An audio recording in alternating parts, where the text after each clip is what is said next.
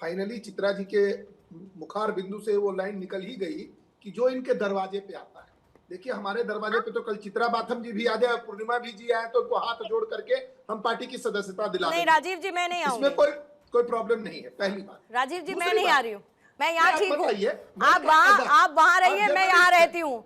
ये डिफरेंस बना रहना चाहिए ताकि मैं सवाल पूछ पाऊँ और आप जवाब दे पाएं। अगर कल को चित्रा जी भी हमारी वो ठीक है, वो ठीक है, इधर की अदला बदली कर लीजिए, आप इधर का छोड़ दीजिए। पहली बात। दूसरी बात क्या है कि पार्टी जो टूट रही है, जब तक आप अपने घर के बारे में नहीं सोचेंगे, जब तक आप नहीं सोचेंगे कि आप में क्या कमी है। राहुल गांधी जी चुनाव हारते हैं सर, देखिए जीते भी हैं। मैंने आपको 30 सेकंड दिए थे राजीव जी, चुनाव क्यों हारते 30 सेकंड। इसमें ऐसी कौन सी बड़ी बात है? ठीक है, आप दूसरे पर अपना ओके सौरभ जी जल्दी से, मैं आपसे सौरभ जी जल्दी से 1966 में बाला साहेब ठाकरे शिवसेना बनाते हैं, फिर उसके बाद 2022 में हम पार्टी को टूटते हुए देखते हैं, शिंदे गुट उद्धव गुट अलग अलग हो जाता है, फिर उसके बाद आपका चुनाव चिन्ह भी चला जाता है। अब एक बार फिर से सांसदों की बगावत, ये कहना बहुत बड़ी बात है कि ये उद्धव अध्याय के अंत की तरफ ये गुट बढ़ता हुआ नजर आ रहा है, क्योंकि उन्होंने तो कह दिया मैं ही इस्तीफा दे देता हूं, फिर अगर ऐसा है, अगर नाराजगी है तो मैं ही इस्तीफा फिर दे देता हूं। देखिए पूर्णिमा जी, जब जैसे झारखंड की भूमि पर बिरसा मुंडा को भगवान के रूप में पूजा जाता है, ऐसे ही महाराष्ट्र की जमीन पर बाला साहब ठाकरे को पूजा जाता है और पूरे मराठा समाज के लोग पूरे एकजुटता के साथ बाला साहब ठाकरे का सम्मान करते हैं और वो सभी राजनीतिक पार्टियां भी बहुत ही बाला साहब ठाकरे का सम्मान करती हैं। दुर्भाग्य यह है कि जो बाला साहब ठाकरे को महाराष्ट्र में भगवान के रूप में पूजा जाता है, जिनके विचारों को बहुत ही संभाल करके प्रेरणादायक रूप से उनको विचारों को लेकर आगे बढ़ा जाता है, उसमें कहीं ना कहीं उद्धव ठाकरे जी फेल हो गए। उद्धव ठाकरे जी की सबसे बड़ी गलती थी कांग्रेस के साथ गठबंधन करके, जब उन्होंने सरकार बनाई। ठीक है, आप सरकार बनाइए, लेकिन अपनी विचारधारा को जो वो भूल गए।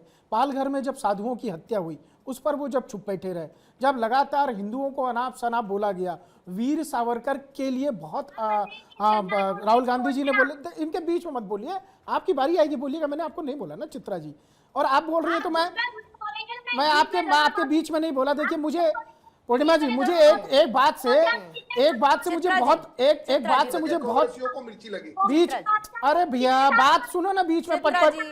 देखिए ऐसे आप बोलती तो मैं बोलने नहीं देता। आपको पता है आपने कितने बड़े अपशब्दों का प्रयोग किया यहाँ पर। आपने कहा इस देश का गृह मंत्री पाकिस्तान के सामने घुटने टेक देता है, मैं उसी समय नहीं आपको बोलने देता, टोक देता। जब भारत की बात आती है आप लोग पाकिस्तान का समर्थन करते हैं, आपको शर्म नहीं आती है? शर्म नहीं आती? आप कहती हैं कि भारत का प्रधानमंत्री और भारत का गृह मंत्री जो है पाकिस्तान के सामने घुटने टेक देता है। उसमें काउंटर करने की जरूरत नहीं है ना, सबको सब पता है। देखिए इस तरह का राष्ट्रीय टेलीविजन पे इस तरह के शब्द सबको पता है ना, कुछ चीजें तो सबको पता है। मुझे अपने विषय पर आने दीजिए। अब मैं याद दिलाऊं मणिशंकर अय्यर ने क्या कहा या इनकी पार्टी के बाकी लोगों को क्या मतलब है उसका रिप्लाई मैंने दे दिया। देखिए मैं ये कह रहा हूं कुल मिलाकर के कि जिस प्रकार से बाला साहब ठाकरे के विचारों को पैरों तले कुचला गया, उससे नाराज थे शिव सैनिक। देखिए यहाँ पर भारतीय जनता पार्टी के प्रवक्ता भी बैठे, बहुत अच्छे प्रवक्ता हैं राजू पांडे जी, उनसे अनजाने में कुछ बात निकल गई कि किसी के प्रवक्ता को यहाँ नहीं बुलाना चाहिए। मैं इससे सहमत नहीं, बुलाना सबको चाहिए, क्योंकि देखिए आपने कहा जनता का वोट तो कांग्रेस को भी गया था भाई। सबसे ज्यादा सीटें तो कांग्रेस को आई थी महाराष्ट्र में, 48 में से 9 सीटें आपकी आई थी, 9 सीटें उद्धव साहब ठाकरे को आई थी। लेकिन जो पार्टियां टूट के जा रही हैं, जो पार्टियां टूट रही हैं, उनको तोड़ने वाले कौन है? विधायक हैं। और विधायक क्यों तोड़ रहे हैं? विधायक इसलिए तोड़ रहे हैं क्योंकि पार्टी को अपने अंदर अपमानित महसूस कर रहे हैं। जिस बाला साहब ठाकरे साहब के विचारों को, कट्टर हिंदुत्व को, शिवसेना कट्टर हिंदुत्व के लिए जाने वाली पार्टी थी, हिंदुत्व के लिए जान न्यौछावर करने वाली पार्टी थी। अगर वैसी पार्टी के लोग अगर सांप्रदायिक ताकतों के साथ समझौता करेंगे तो कोई भी विधायक, कोई भी कार्यकर्ता ऐसी पार्टी में नहीं टिकेगा। मुझे तो संजय द्विवेदी जी पे बड़ी हंसी आ रही है, पीछे इन्होंने बाला साहब ठाकरे का फोटो लगाया है। अरे भैया आपके सामने यूबीटी लगाया, यूबीटी का निर्माण बाला साहब ठाकरे ने नहीं किया था। संजय जी थमिएगा, मुझे हेडलाइंस का निर्माण आपके नेताजी ने किया है, उद्धव ठाकरे जी की फोटो लगाई है। नहीं तो ऐसा पता चला पार्टी से बाहर कर दिए जाएंगे। उद्धव ठाकरे जी की फोटो लगाइए, नहीं तो बाहर कर दिए जाएंगे विचारधाराओं से। ये मत खेलिए, कम से कम बाला साहब ठाकरे के नहीं है, उद्धव ठाकरे जी हो जाइए। मैं कह रहा हूँ बाला साहब ठाकरे के नहीं हुए, हो जाइए पीछे। हमारे सौरभ दुबे जी बहुत अच्छी बात करते हैं राजनीतिक विषय से। मैं आपको एक डाटा देना चाहूंगा। 1971 और 80 के बीच में उस कालखंड में जिसकी सरकार थी, 1850 सांसद और विधायक दल बदल हुए थे। अगर मेरा डाटा गलत हो तो इसको आप रिकॉर्ड पर रखिए, चेक कर लीजिएगा। आज मेरे नहीं समझ में आ रहा है कि 6 सांसद के आ गए, इतनी बड़ी मिर्ची लोगों को लग गई। आज मैं पूछना चाहता हूँ विपक्ष से, विपक्ष के विशेष करके कांग्रेस को नेताओं से पूछना चाहूंगा, उसी लोकतंत्र के इतने बड़े मंदिर में परम श्रद्धेय आदरणीय श्री अटल बिहारी वाजपेयी को मात्र 1 वोट से अपमानित होना पड़ा था। वो क्या था? वो सौगात थी। ये घिनौनी राजनीति आज से नहीं, उन समय में चली, लेकिन आज के तारीख में लोग अपनी राजनीतिक लक्ष्य को पाने के लिए लोग अपना निर्णय ले रहे हैं, तो उसमें कौन सी बात आ गई? कोई परिवर्तन चित्रा जी आपका टाइम शुरू बोलिएगा। हाँ, चित्रा जी के लिए रखेंगे 30 सेकंड। ये नहीं राजीव कि जी वो उनके पास नंबर थे, वो नंबर जुटाने में असमर्थ थे, तो सीधी सी बात है उनकी सरकार गिर गई। हमने तो कोई नहीं बोला ना कि ये मास्टर स्ट्रोक था, ये था, वो था, वगैरह वगैरह।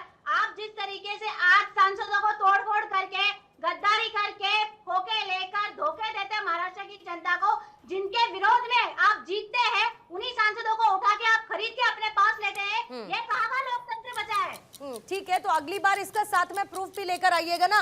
बोलिएगा राजीव जी।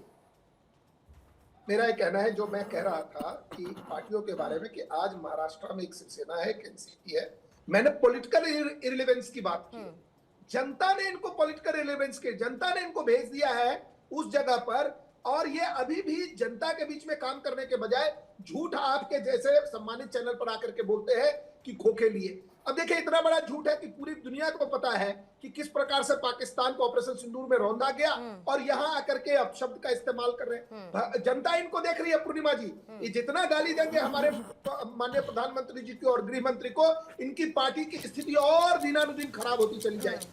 इस सेंस में मैंने कहा था कि एनसीपी अब पॉलिटिकल, जो सीमा मलिक जी बैठी है, एनसीपी तो नहीं है ये तो कोई और पार्टी है। एनसीपी तो पवार, अजीत पवार वाली, हमारी सुमित्रा पवार वाली पार्टी है। तो ये आकर के यहाँ बैठते हैं। ये एनसीपी एसपी की प्रवक्ता है। ये अगर ये एनसीपी एसपी लिखी है इस पर, शरद पवार एनसीपी एसपी प्रवक्ता एनसीपी की नहीं है आज के डेट में। ओके सर, राजीव जी ठीक है। संजय जी, 3 सोल्जर्स को यूएस से आपका नाम संजय जी कब से हो गया? संजय जी का क्लोजिंग संजय जी बोलिए। जी, तो मैं आपको यूट्यूब वाला भेज देता हूँ, जिसमें उन्होंने समर्थन किया था, उनकी चुनाव प्रचार भी किया था। ये आप समझ लीजिए। ये सब कर्जा 2.5 साल। द्विवेदी जी, ये बताइए आप क्या कीजिएगा? अगर इतना प्रेम, द्विवेदी जी आप क्या कीजिएगा? 9 में से 6 जा रहे हैं, आप क्या कीजिएगा ये बताइए। अजीत दत्ता पवार फडणवीस जी से सरकार बनवा लेते। आज द्विवेदी जी तय कर कर आए हैं कि मेरा सवाल नहीं सुनना। तो एकनाथ शिंदे 40 विधायक जो है उस समय क्यों नहीं अलग हुए? हमें सबसे बड़ी बात ये पूछता हूँ, उस समय नहीं अलग हुए, क्यों नहीं अलग हुए? ठीक है सर, आज आप तय करके आए हैं कि आप मेरा सवाल नहीं सुनिएगा। सीमा जी आपका क्लोजिंग कमेंट। देखिए, मैं तो यही कहूंगी जो इस देश में आज हो रहा है और जिस तरह के एरोगेंस से ये बोल रहे हैं कि इसकी कोई सिग्निफिकेंस नहीं है, ये नहीं है, वो नहीं है, शायद ये भूल गए हैं कि पहले ये 2 सीट्स पे ऊपर होते थे, है ना? तब इनकी क्या सिग्निफिकेंस नहीं थी कोई। तो देखिए, 2-4 सांसद, और जिस तरह से सांसद तोड़े जा रहे हैं, सबको पता है कि इसका पर्पस क्या है। Just they want to pass few bills, उसके लिए ये लोग अपना नंबर बनाना चाहते हैं। उसके लिए वो किसी भी साम दाम दंड भेद किसी भी चीज का यूज कर रहे हैं, which is not very good. This is unlawful और एक गलत प्रथा जो इस देश में पड़ रही है। मैं तो ओवरऑल बोलूंगी, मैं केवल अनलॉफुल है और संविधान के हिसाब से नहीं है। वो बोल रहे हैं हम तमिलनाडु में भी जाएंगे, न्यायालय का हस्तक्षेप रहेगा, इसमें क्या दिक्कत है?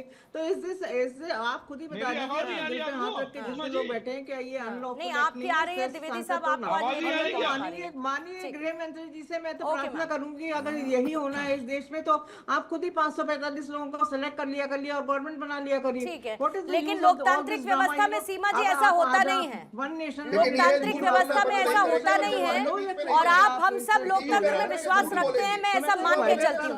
सौरभ जी आपका देखिए, कांग्रेस पार्टी का दम अहंकार मुझे लगता है कि ऐसे दिखा रही है। अभी झारखंड में परसों चुनाव हुए, वहां पर जिसकी सरकार है, उन्होंने गठबंधन की सरकार है, समर्थन नहीं दिया, इनका कैंडिडेट हार गया। दूसरी तरफ आप कह रही हैं बार बार, जो शिवसेना के हैं उद्धव ठाकरे गुट के, उन्होंने तो उद्धव साहब ठाकरे की फोटो पीछे लगाई नहीं। तो आप समझिए, इशारा वही कहना चाह रहे हैं, भैया मैं आने वाला हूं, मुझे बुलाओ। उनको कोई बुला नहीं रहा है। तीसरी बात, मैं इससे भी सहमत हूं कि एनसीपी की प्रवक्ता नहीं है ये, एनसीपी शरद पवार जी की प्रवक्ता है, वो भी यहाँ पर लिखना चाहिए। कुल मिलाकर के आज जो राजनीतिक पार्टियां अपने ही अंदर विचारों को नहीं समेट पा रही हैं, उनके अंदर फूट का कारण जो है वो स्वयं की पार्टियां हैं, न कि भारतीय जनता पार्टी। लेकिन महाराष्ट्र की राजनीति में अभी तूफान थमता हुआ हुआ दिख नहीं रहा है। जो शिंदे साहब ने कहा कि ये तो सिर्फ अभी ट्रेलर है, पिक्चर बाकी है, लेकिन क्लाइमेक्स क्या होगा?